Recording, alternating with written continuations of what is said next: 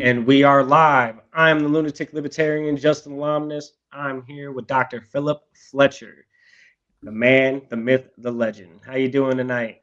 I'm doing all right. I'm doing all right. Still working on the legend part, but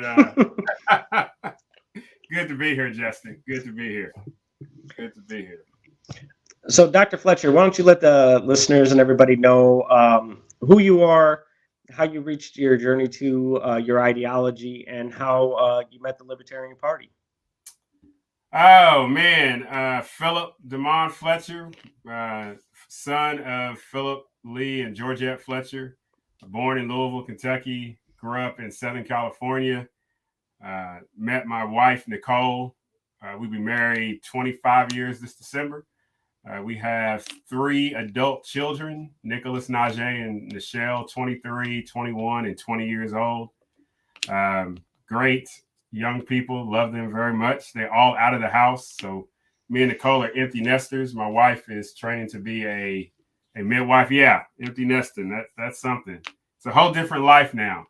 A lot of freedom, but still a lot of worry. But either way, I like to see what my kids are doing and how they're blossoming and all that good stuff. We moved to Arkansas back in 2007. We were in the military. I joined in 2000, August 2000.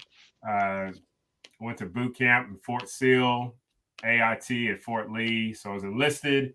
And then later on, got my commission to be a combat arms officer. So I was an armor officer. Did my platoon time in South Korea, and then joined Fort Irwin. Got reassigned there, and then we went to Iraq in 2005 for OIF 3. So I spent a year there and some change in Kuwait and Iraq. Did combat there, came back, and then trying to figure out what I was going to do in regards to my captain promotion, and decided I wanted to be a chaplain. So we moved here to Arkansas just for 2 years so I could finish seminary. And God had a different plan, as they say, and ended up starting a nonprofit called the City of Hope Outreach. And the goal of the mission of City of Hope Outreach is to provoke hope in individuals and families, one individual, community, family, and community over time for the glory of God. So we do that through education, housing, and community development. Been doing that the last 15 years and just enjoying life.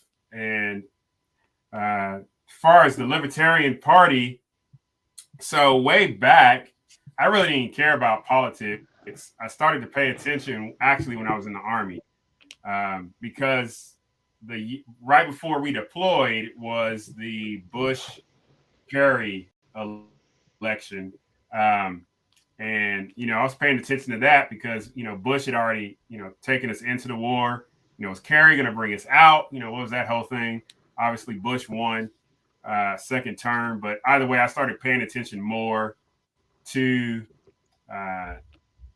politics, really started to dig deep into the Constitution. It was funny because, I raised my right hand. I will support and defend the Constitution against all enemies, foreign and domestic. The whole commission thing and re-enlistment. But I was like, I really need to read this. What am I saying? I'm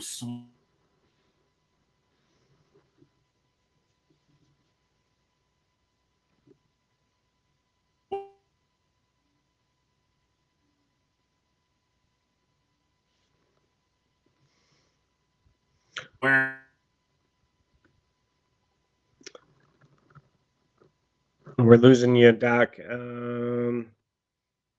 I can't hear you, and your video is frozen.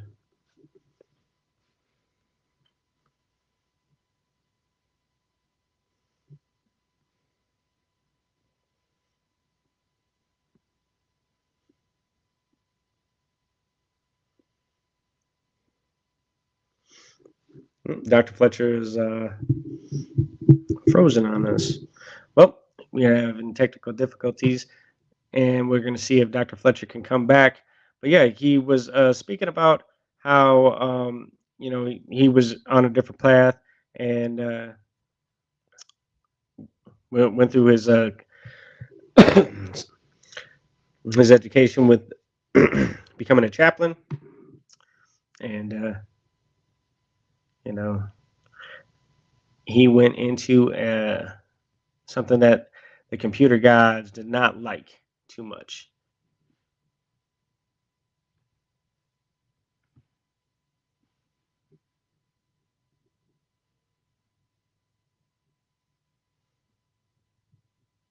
So we're going to try again as we try and bring it back into the studio here. I'm the Lunatic Libertarian, and I am Justin Lomness. You are watching us live on YouTube as we are having technical difficulties. Dr. Fletcher was explaining about his history and how he was coming into fruition to his path where he has started the City of Hope Outreach, which is down in Arkansas. It's a 501c3 nonprofit, and we were going to get into his philosophy on humanity and the interaction with our fellow human beings as we live in our communities. So hopefully Dr. Fletcher can come back here in a minute, and so I can stop babbling on. But, you know, I want to thank Kelsey Lyons Designs. She's the one that designed our wonderful logo here at the Lunatic Libertarian. Go check her out. She does wonderful work. It's right up here in that corner, right there. It's right there. Check out that logo. She does an excellent job on that logo. She hooked me up with some wonderful business cards. The shirt is actually being cleaned right now because I'm going to be the Lunatic Libertarian at the Wisconsin convention here on Friday, April 29th, going all the way till May 1st, so that we can get stuff going, you know.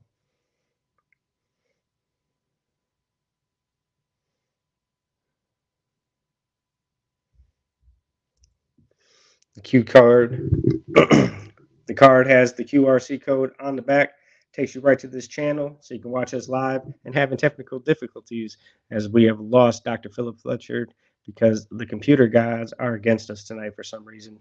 Maybe he was going to say some wonderful things about humanity and how we can interact with each other. And that doesn't go towards the narrative. So let's see what we got. Dr. Fletcher, are you back? I am. My computer just restarted on me, so I am rocking from my phone. I don't even know what happened. Hey, it's adapt and overcome. Right. So It is exactly. Where was I at? You had just gotten through your seminary so that you could get to become a chaplain, and then you were going to try and figure out what you're going to do as far as your commission, being a captain, and moving forward from there. Yes. So that's when we started the City of Hope Outreach, September 30th, 2007. So we'll be celebrating 15 years this coming September. Man, it's been a lot. It's been a long road. We work with a lot of kids in our after school initiative called Coho Academy, serving 3 different communities. We have a home for men called the Hope Home. And so guys who are homeless, they can come and stay at the house for 15 months, sometimes a little longer. But we help them get work. They volunteer in the community. They volunteer in the organization. We help them save money, whatever counseling they need to go through, help them get their driver's licenses back, get cars, things like that, so they can be self-sufficient and independent. And we want to see individuals give back. My director for the Hope Home, he started there. He was somebody that we brought in, and he just grew up through the program, came back, became a volunteer, and then became our overnight director, and then I promoted him to our day director. And so it's things like that I love to see. And we hire people from the community. My facility managers from the community. We have a whole small market and garden initiative. And so individuals can come and they can work in the store. They can earn what's called market bucks. So they can shop in the store. They can volunteer at the garden where they get produce. We're about to build a whole greenhouse, and next door we purchased property back in 2017 to build 10 small homes, 5 1-bedroom and 5 2-bedroom small homes, and we're going to provide housing for individuals and veterans who are experiencing homelessness. And so we've got our first 2 houses going up in May, with the project estimated to be finished in September, October timeframe of this year. And so, excellent. Yeah, so hopefully that's something that can be scalable, not just here in Conway, Arkansas, but in the surrounding cities and the county and throughout Arkansas. And then we have our community development, like I talked about, with our gardens and market, and we put on carnivals and community meetings and try to really get the buy-in of individuals so we can get their ideas so they can contribute, because one of the things I firmly talk about is everybody has something to bring to the table. Everybody is made in the image and likeness of God. Everybody has dignity. Every human being has worth. I believe the majority of human beings want to do good, whatever that means. How that would manifest is, I believe the majority of the human beings don't want to destroy one another. If it was otherwise, I think the world would have ended a long time ago. The fact that I think we have more peaceful interactions between individuals is a testament to, I think, what is residing in human beings. Now, the conflicts that happen between nations, I think that is a consequence of government trying to be greedy and use power to assert their quote unquote dominance over another nation. But as far as everyday individuals, like, I've been across the world, man, and I've served in the military. I've met Iraqis of all different stripes. I've met Koreans. I've looked across the DMZ and seen North Koreans. I've seen Germans. I've seen all types of people. And the majority of people don't have an issue with another person. It's those individuals who are existing in these halls of government and these elected leaders or kings or monarchs who, for some reason, think it's in our quote unquote best interest to start some conflict for some particular reason. So I say all that to say, I have more hope in human beings than despair. But also recognizing that in every human being, there is the potential for some evil to happen. Alexander Solzhenitsyn, in his book, the Gulag Archipelago, he talks about how that there's this line that runs through every human being of good and evil. And any one of us have the capacity to cross it. And for me, the miracle is that more and more of us haven't crossed it, you know. But that's kind of some of the things that run underneath what we talk about and what we try to live out on a daily basis at the City of Hope Outreach. Yeah, and so Libertarian Party, I had one time, I talked about how I started paying attention to politics when I was in the military and started really diving into the Constitution and really trying to understand what that was about, because I was swearing to defend it. And I was like, well, I'm going to swear to defend something. I think I need to know what it is. And so, I would read it, pick it apart. So when we moved to Arkansas, I was just looking to see how I could get politically involved. And I don't naturally tend toward the left and the Democratic Party, progressive ideas and things like that in terms of use of political power. I tend more towards freedom, this freedom.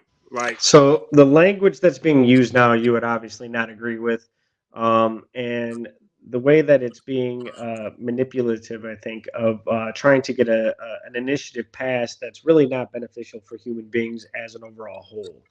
Now, when you address people, you don't use like specific like um,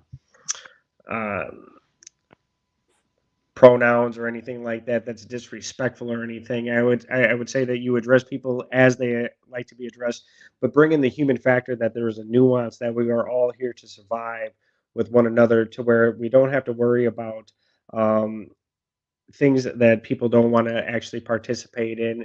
You know what I mean? It's like we want you to participate in the things that you want to voluntarily participate in, but in a way that it's not going to be detrimental to anybody as far as their own personal life liberty or their pursuit of happiness. And the one thing that the government absolutely does is barricade people. They put in restrictions and everything else that says that, yeah, you may want to live your life this way, but we're going to do it the way that we say you should do it. Like with the war on drugs and everything else, these are policies that are implemented for their own benefit, not for the benefit of human beings, I would say. Yeah. So, if as I listen to people talk today, there is a presupposition that a group is seeking to advocate a particular policy for the sake of another human being, right? So that human being can flourish, or that family can flourish, so that there's more equity. Those terms that are used. All right, and as I listen to that, it's curious to me that as I'm hearing different things proposed, I ask myself, if you're wanting to have equity in terms of outcomes, because many people have moved beyond opportunity to equity. The question I ask, I've had conversations with people is, so that means you're going to have to violate another person's human agency, okay? In order for that thing to get done, if you want to bring an outside institution, namely the government, into the arena in order to bring about this particular outcome that you're seeing is necessary for human flourishing, then what is implied in that is that you're going to have to violate the human agency of another human being, which is also unjust. And so I propose then, whomever you are, hope I work real hard to know a person's name, okay? Because I want to be able to address that person uh, with the name that they have. I've told my kids the two most important things you get when you come into this world is the breath of life and your name. And you should take care of your name, and you should take care, obviously, your life, because those are two gifts. And so as I'm talking to the individual across from me, I would ask them, wouldn't it be more in line with human flourishing, in line with justice? I'm using the terms that they're using. Wouldn't it be more in line with seeing the individual agency supported? What would it look like if we did it voluntarily? What would it look like if I find a someone who's on the progressive side who is firmly against the war on drugs, right? And I'd be like, yes, I think we should end the war on drugs too, right? Because it's hurting a whole bunch of people. So you're talking about incarceration, you're talking about police interactions, you're talking about police interactions, especially in low income neighborhoods. I'm like, I'm all supporting you. I'm with you. But how can we do that by not involving more and more government? And what can we do voluntarily together to go to the halls of government and say, hey, we've got this. We will handle it at the local level. we understand what is going on on street A, which is different than what's going on street B, because Absolutely. the one size fits all approach is, it may be helping street A, but it's doing even more harm on street B. But Correct. let's do this at a more local level, and in doing so, we bring the residents of street A to the table. We get those ideas because they live there. They understand what's going on. They understand their neighbors. They understand the dynamics that are going on, and we come up with solutions. And we run out to some rich person and we say, hey, we got this idea to create this thing. Hmm. Let's do this, and that rich person is like motivated by that because that's probably in his or her best interest. Oh, I could get new employees. Oh, that's going to reduce crime, right? All of that is voluntary. And then the next thing is this: hey, police. No, let me stop. Hey, elected officials, we have these individuals in on street A and street B. Why are you pulling them over for, here's one of my pet peeves. Why are you pulling them over because their vehicle is not registered? Why does it matter? It's not a crime that's hurting anybody, Correct. right? It's It's not a it's a crime that surveillance is, state thing, in my opinion. It's a surveillance state thing. They yes. can say that, oh, well, supposedly this person is driving this vehicle, or supposedly it's, well, they're reported stolen or whatever like that. Well, hey, if people could actually own vehicles and not have to register them and pay these outlandish fees to have two pieces of tin on their vehicle and a piece of paper in the glove box. I mean, come on now, or the driver's license itself. Now, how many people do you know that actually should not be behind the wheel of a vehicle but still obtain a driver's license? Hey. There's a number of them out there. There's a Correct. number. There's a number. And so in doing that, and what I'm arguing for is, how can we increase the distance between the individual and law enforcement? If we increase that distance, oh, then now we're addressing incarceration. Now we're addressing all of these other things. And I'm saying all that to say, I'm working with somebody who tends more towards the progressive end on the left, and even growingly individuals who are on the quote unquote right. But to a larger extent, what that requires is that when I sit down with that individual, regardless of his or her political affiliation, I am not looking at that individual first as a libertarian. I'm not looking at that person first as a Democrat, a Republican, a rhino, a progressive, a socialist, any of the other terms. I'm looking at that individual first as a human being made in the image and likeness of God. This individual is unique. This individual is remarkable. This individual is unrepeatable. This individual has something to bring to the table, and I should listen to him or her. Uh, Martin Buber, he was a Jewish rabbi, and he wrote a book called I Thou. And he talked about how that when two individuals come together, especially two individuals who are in conflict with one another or have some tension, that there's that opportunity, if you will, Justin, for me and for you to sit down. And in that process of conversation, I am in the position of listening. All right. And in that time of listening, I am working on being sympathetic to what it is that you are saying. And then when that time is over, a switch happens and the same is done. Now, in this, I don't have to sacrifice, and I should not sacrifice who Phillip is. All right. And Justin should not sacrifice who he is in terms of his values and beliefs, and who has made and what has made Justin Justin, and equally what has made Phillip Phillip. But in that conversation, I'm having an understanding of we're having an understanding of one another.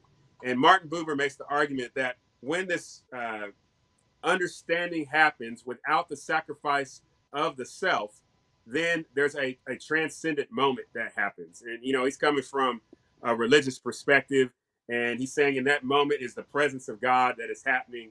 But if an individual is not willing to go that high in a transcendent thought, it is the recognition that there are two individuals who are in agreement with one another, and that even when they walk away, they not necessarily have to adopt and carry a new belief, but they have a better understanding of one another. They have a greater appreciation of one another. And I would now add, there is hope for better collaboration, volunteerism to address interpersonal type conflicts, but then also things that are going on within a particular locale. And so those are some helpful things that run underneath my understanding of voluntarism, and really how is it that we can work with different individuals, especially from a political standpoint. So I got involved with the Faulkner County Tea Party back in 2000, and I was during Obama's second term, and ended up becoming president. Yeah, becoming president of Faulkner County Tea Party, largest tea party in Arkansas. And it was always funny. I would introduce myself because I'm the black guy, and people would be like, "Fuck racist," and I'm like, "Well, I'm the president of the Tea Party, and I don't know what you're talking about." So, yeah, it was a fun time. They did a whole newspaper thing on me about that, and because it just didn't fit the narrative, right? Correct.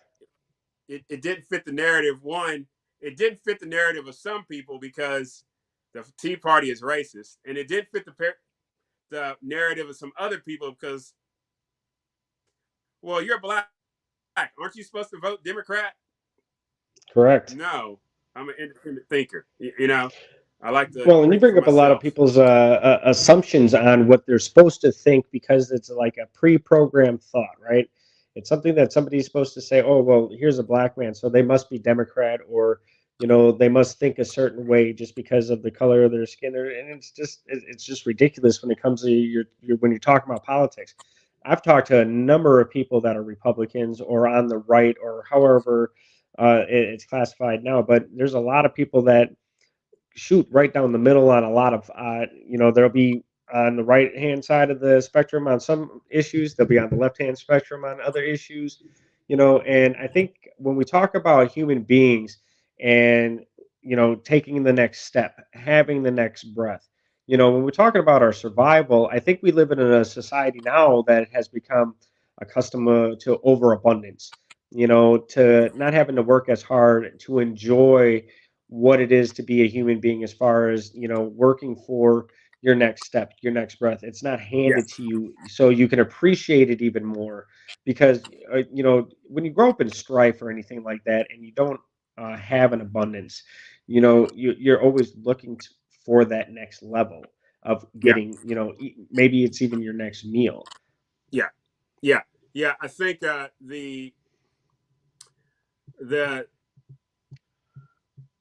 the necessity to develop habits or a discipline, I think, is very vital to the human experience. Um, Jordan Peterson talks about in his first book, 12 Rules for Life, where he references that when you're looking through the eye, it helps with focus. Um, in terms of setting a target, setting a goal, having a destination. And so, in having a destination, having your eye set on something, it offers us an opportunity to discover purpose. And once we begin to discover what our purpose is, then we start doing these subtle things every day. I'm gonna make my bed, or every day I'm going to get up certain amount of time, certain time. I'm gonna go sit outside. I'm gonna get a journal and I'm gonna read. But all of these small habits, these disciplines, are all because I recognize my purpose and I have my eyes set on a small goal. But that small goal is leading me toward a much larger goal. And so, let's go into what you're talking about in terms of striving, those small steps as a human being. Uh,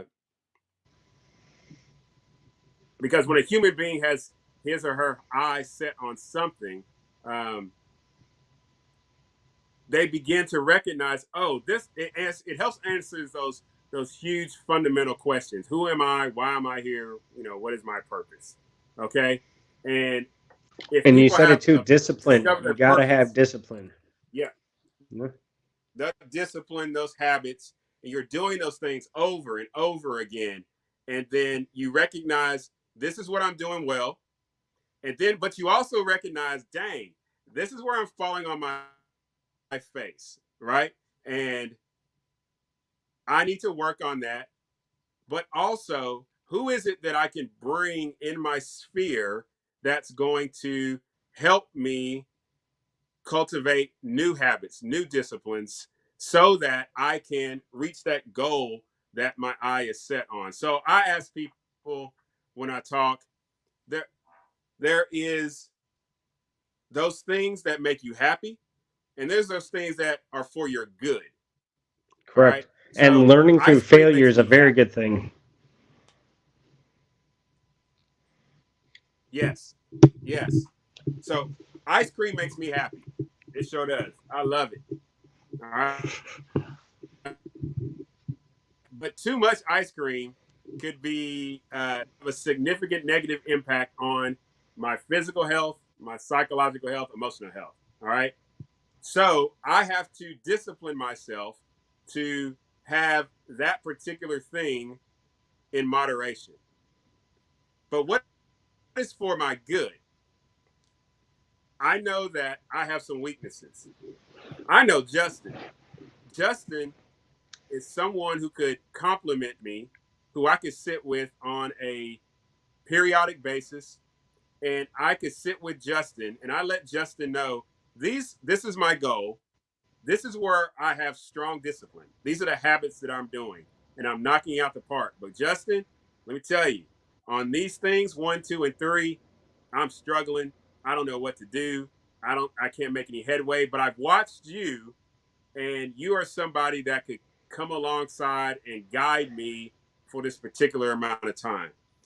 Justin, I'm bringing you in not to make me happy, but I'm bringing you in for my good, because my good is something that's long term, that is going to have a fundamental change for the good of who I am, right? And like you said, there's going to be times when I'm going to fail, fall on my face flat, and at that moment, I, as an individual, have to make the conscious decision. And it seems so cliche. Am I going to lay there, or am I going to get up and keep moving forward? Right. It sounds cliche, but it's so critical, because It's basic, but it's it's at true. that It's moment. absolutely true.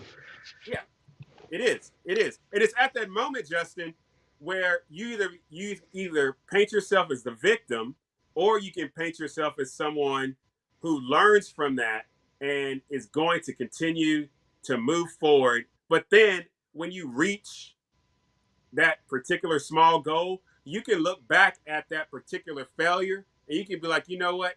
I needed that in order to help me get to where I'm at right now. Correct.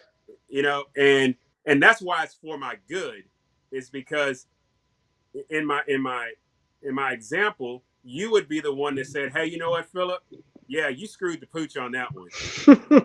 It's about being honest, Yeah, and we yeah, need constructive criticism. yeah, And everybody's touting Elon Musk for buying Twitter. Excuse me. But that's great for him. Great that he's going to open the platform back up. I'm still permanently banned from Twitter. So, Elon, when you're ever going to open up Twitter and let me back on the Lunatic Libertarian, thank you very much. I appreciate you. But until then, I really could care less. The thing is that what moves me forward is having conversations with individuals like you and spending my time and getting to know you and to get those ideas out to everybody else so that people can know that there's a nuance between people that doesn't have anything to do with anything else other than wanting to be good human beings yeah. and move themselves forward. And you don't have to have the most lavish things in life, but as long as Right. your life is comfortable to your own standard, because you're the one setting the standard, that Yeah, you're good. yeah, And let the government be out of your way. yeah, Stay out of my. You leave me alone, I'll leave you alone. Cool. You already steal all my money before I even get it, and then when I purchase something, you're stealing it again, and then when I die, you steal it again, and everything else. So yeah, yeah. the the government. That's why I love the policies of the Libertarian Party. And this weekend is the Wisconsin convention. Okay. You're doing things down there in Arkansas, I'm sure. Um, what do you think else that we can do other than be an example for people?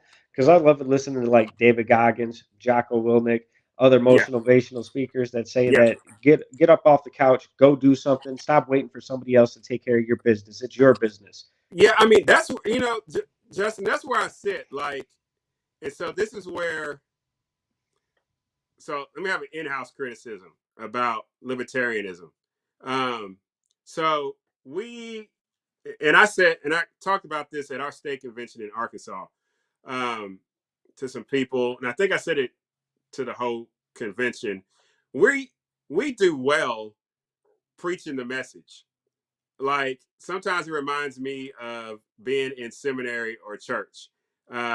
Arguments about Calvinism versus Arminianism, things like that. Like I can sit down and we can have a discussion about Hayek and Hoppe and Friedman and Bastiat. We can lay out all that kind of stuff, right? We can like nail it down. Non-aggression principle, pro and you know, for and against that.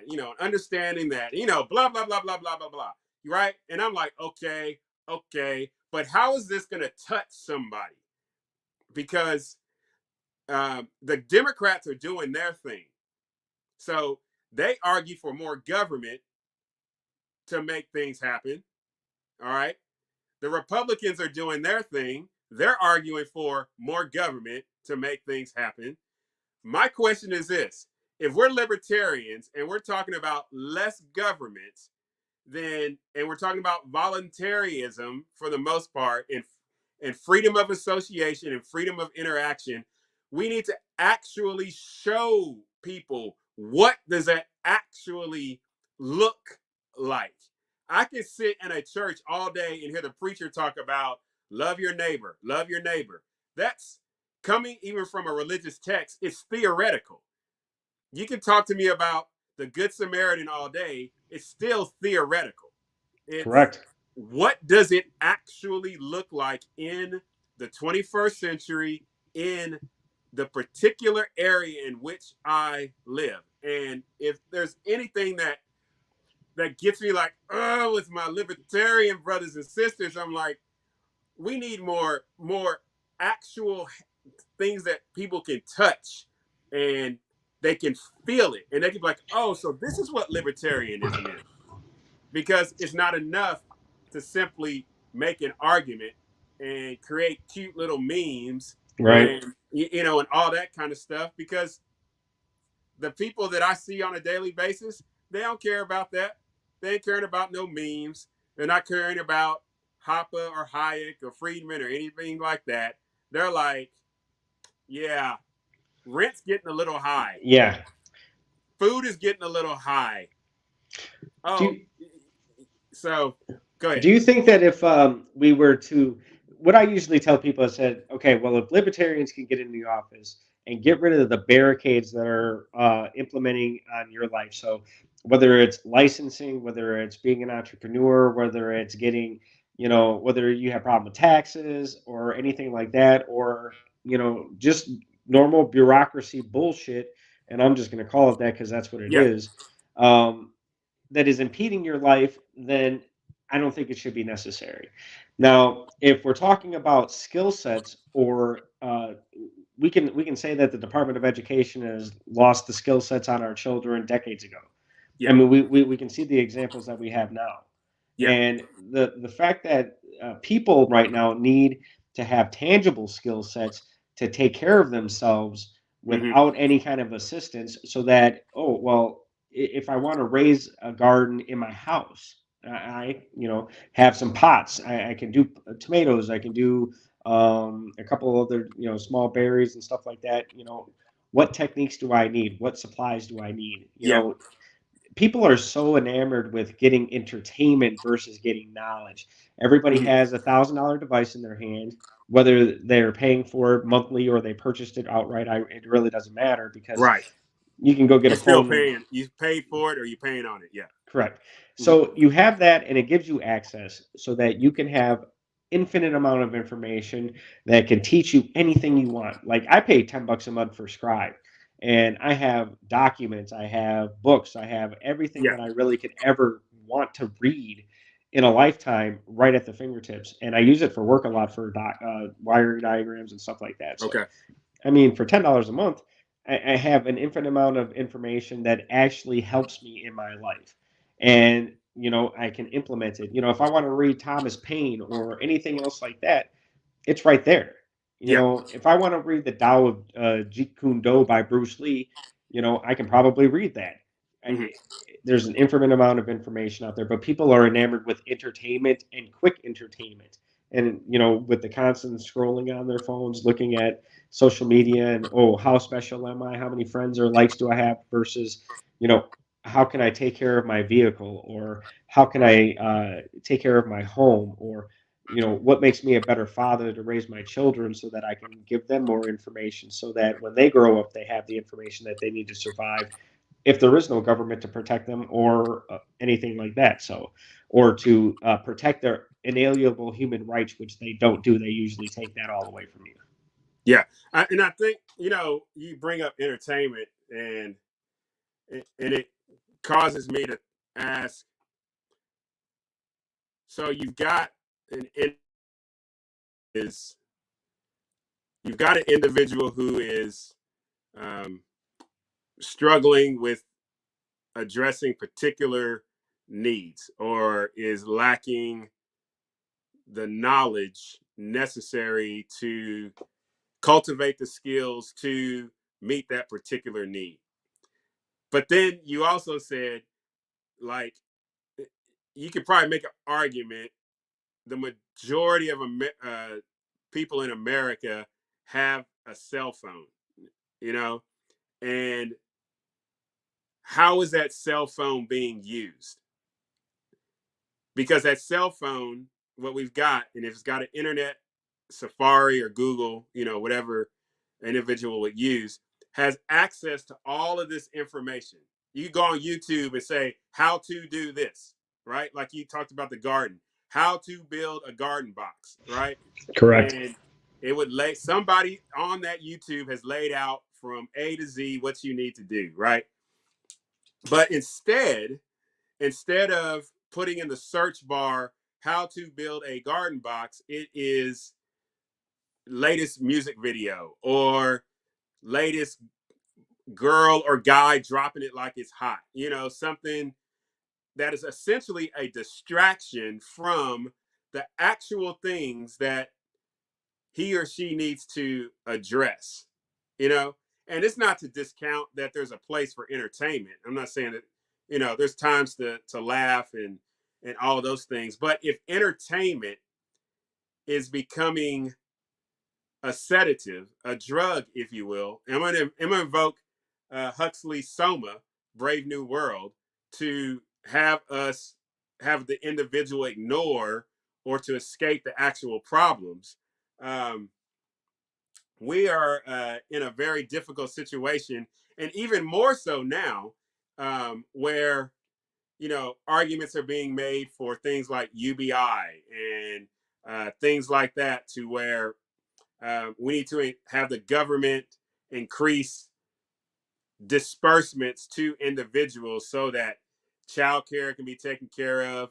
In some states, gas, because of the gas prices, um, uh, um, and then those host of things. But let's keep the entertainment going up. So let's keep the entertainment going up. Let's restrict their freedom, right? Let's restrict independence. Let's restrict individuality. Let's just herd them, entertain them. We will take care of you, and it's a precarious situation that we are in. All the while, we are entertaining ourselves, not realizing we're entertaining ourselves. And I'm going to use a strong word here, Justin. We are entertaining ourselves into a new form of slavery. We are entertaining ourselves into a new form of slavery. Correct. And they're using segregation of individuals to do it. Yeah. They're Yeah. segregating you into individual categories to where if you are not like think, well, then you can't be a part of this. What Right. are you doing in this group? You don't think like me. Right. Completely and 100%. And that's absolutely insane. Yeah. It is. It is. I was so we speak about, I like basketball. The NBA playoffs is going on right now. And here's a real life example of what you just talked about. So the Boston Celtics swept the the Brooklyn Nets the other night, and the ESPN commentators the day after, they were putting the blame on Kyrie Irving, uh, the point guard for the Nets, because he made the stand not to take the vaccine, and because he didn't take the vaccine, he couldn't play at home. He could only play away games. And they were putting the blame on him, saying he was selfish, he needed to keep his mouth shut, so on and so forth. But what that's doing is exactly what you're saying. If you don't want to conform, right, we will publicly shame you. We will do what is necessary to make it look like it is your fault. And then you suffer all the consequences of that. So you're right. We have a situation going on now. If you don't fall in line with, masks or vaccines, if you don't fall in line with, if you don't vote for Biden, then you're not black. If you don't fall in line with these other things, like it's happened year after year after year, right?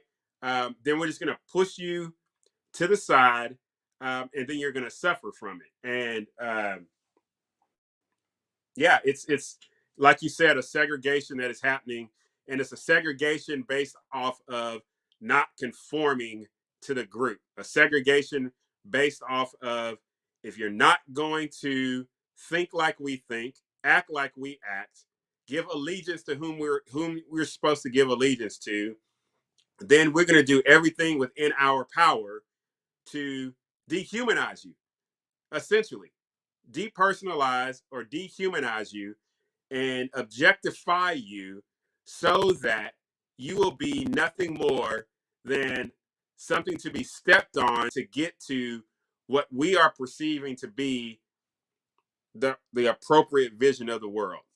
So I I would digress. completely agree. I Yeah. completely agree though, because when you look at people nowadays, it's actually segregated families. Well, you're not going to get vaccinated, so I'm not coming out to see you or any of this stuff, And then, or oh, I can't believe you voted for Trump. You're a disgrace. Or I can't believe you voted for Biden. You're a disgrace. And it's like, I'm sorry, but people vote for who they want to, and that's their choice. That's their right Yeah. as a human being. If you don't agree with that, that's just on you. You have the right to vote, not vote. Vote, if you want to go campaign for yourself or somebody else, you have the right to do that. It depends Yeah. on how much participation you really have in Yeah. certain things to really have an opinion. You know, I dove into this podcasting and I was like, I'm going to interview as many people as I can and try and bring the thought process of life, liberty, and the pursuit of happiness. Mm. Without the government and any of that, I don't have any political stake in this. This is me volunteering my time for this message. So, I mean, I'm not here to run against anybody. I'm not here for any political gain. I'm really not even here for any money on this. It's about pushing for humanity to have skills. Stop hating your fellow man. Help people out. It's not anything to, if a person has a flat tire, to help them out. But people are skeptical nowadays because they always have to worry about, is somebody really conning me, because they're Mm. not willing to put the actual work in themselves to progress their life. So they're always looking for a shortcut, regardless of what that shortcut is. Yeah. If you rob somebody, that's a shortcut. If it's done unviolently or violently, it's Yeah. still a shortcut. Yeah. That's why people get into government, because that's a shortcut straight to the top. How does Yeah. a person making $170,000 a year become millionaires? It is showing based off of their GS5 pay grade. It sure ain't Correct. that. It's not. And I think you know, Justin, what you're doing and what others are doing is, I would say, is leaving a witness, if you will, that excuse me, 100 years from now, and if America is still America or it's become something else, um, at least because this stuff is being stored, in StreamYard or somewhere else, and then however else you distribute it, there's a witness that there was an individual who advocated for something other than uh, collectivism. All right, who advocated for something other than the power of the state. All right, to do everything. There was a witness that someone like a Justin, who's left a legacy for some young person 100 years from now, who can go back and listen to your words, and you become his or her Friedman. You become his or her Hayek. You know what I'm saying?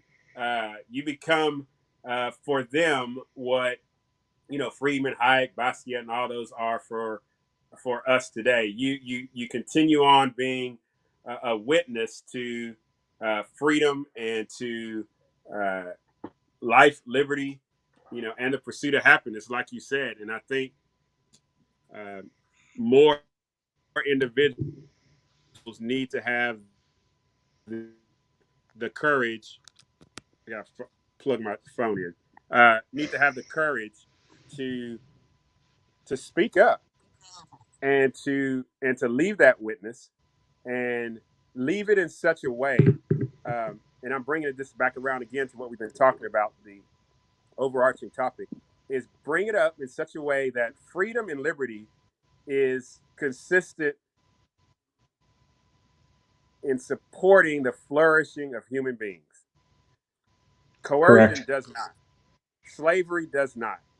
Forcing somebody to take their goods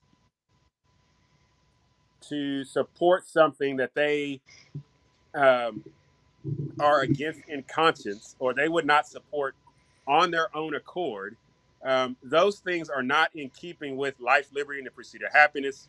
They are not in keeping with the end goal of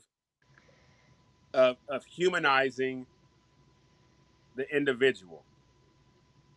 So it's important um, for individuals like yourself who listen to this podcast to simply be a witness.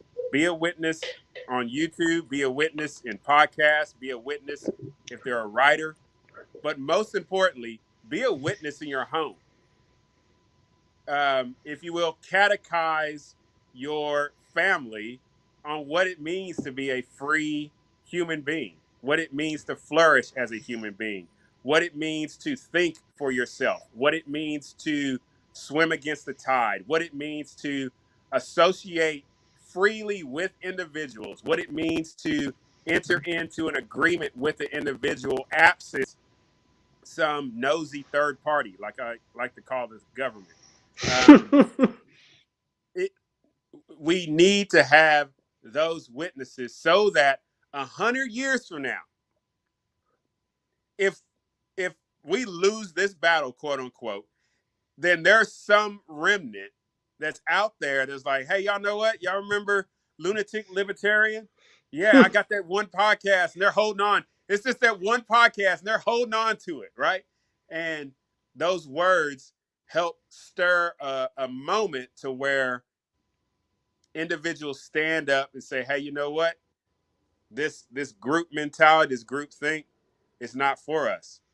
And what Justin is saying, those things, those things are speaking. They're true. They're true.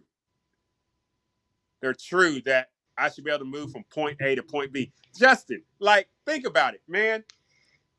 Like, I'm reading through Frederick Douglass's biography written by David Blight. It's a big, big thing. And, one of the things that happened with slaves, in order for them to move from one plantation to the next, to like do some errands for the owner or to go into town, they needed a pass. Yep. Their movement was restricted. Their movement was restricted. And if I think back to the last 2 years and everything that happened, look about how much of our movement was restricted. But yes, sir. It would be a clutch your pearls moment if I went up and told somebody who looked like me, you know what? They've been treating you like a slave, just like they did back in the 19th century. Man, that it would blow people's minds. Now, I encourage people to go hit up my Instagram because right when this was happening, when they first announced COVID and everything else, I was on there and I was like, "Yep, just go check that out," because I don't want YouTube to kick me. I said the infamous word, but hopefully they don't kick me. Okay. It's more important for you to be an individual and think for yourself of what creates security for you. It's not about the security for everybody else.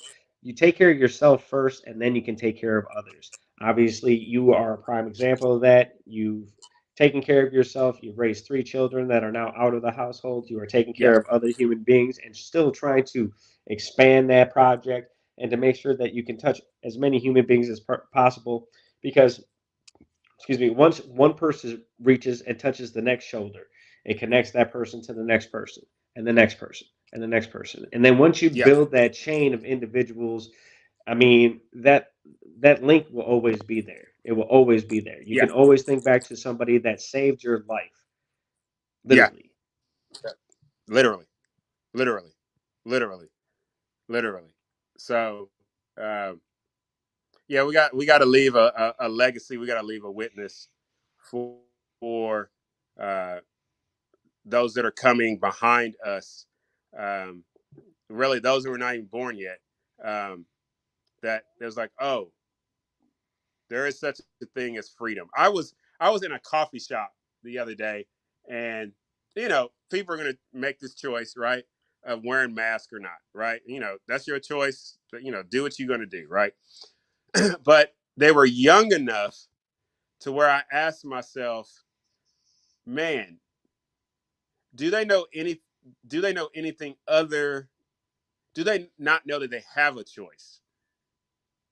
I don't think they do, because when you look at the indoctrination standards of public education that's gone through every other state, it's pretty sad that most parents became complacent that the education was taken care of outside of the home so that they could work and then they could provide the financials of the home.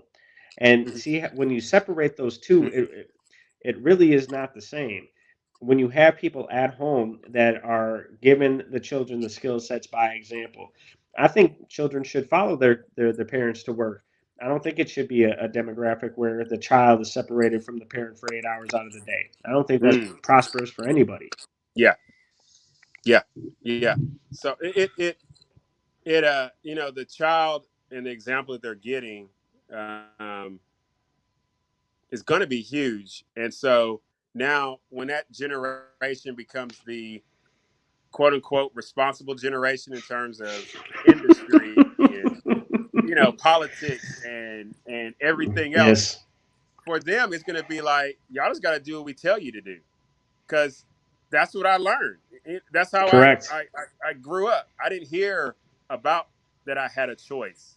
I didn't hear about I could think for myself. Um, I didn't hear that I could make a decision. Excuse me. I didn't hear that the state. Uh, I didn't hear that the state is incapable of making a decision for 330 million people. You know, I, I didn't hear those things. So, but they're going to grow up thinking, well, somebody made a decision for me. I'm going to make a decision for you. You know, um, and so that's when coming back to my reference to Martin Buber is that there's going to be needed individuals who are going to need to be rational, who's going to have to remember that even that person who is advocating for coercion is still a human being. Um, they're going to have to work to persuade them very strongly that no, freedom is the natural course of the human being, not slavery. It's just, Correct. it's not. It's not. And uh, I mean, that could lead me down a whole other rabbit trail of the inconsistencies of, the talk about, um, uh, the United States of America and being a country built on slavery, and those same individuals making that argument are also the same individuals that are arguing for more government control over the lives of individuals. And I'm like, hold on a second. It was the United States government that codified slavery. It was Yep. the United States government that, went to war, against another government regarding slavery. And now you're advocating for the government to control people and their movement, their health decisions, their education, and their housing. Isn't that slavery?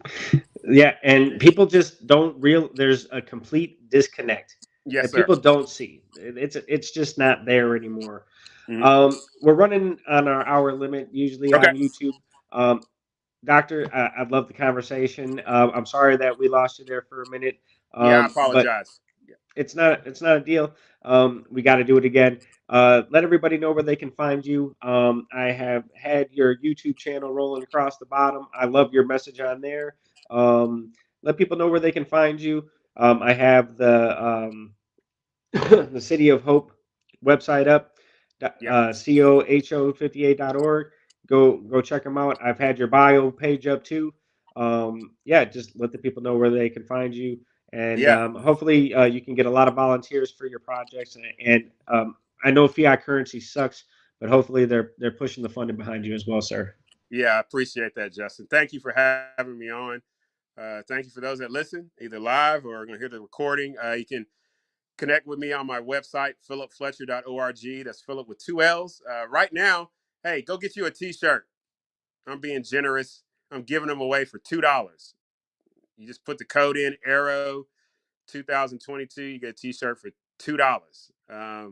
I talk about being love, kind, generous, and courageous, and so want to be generous.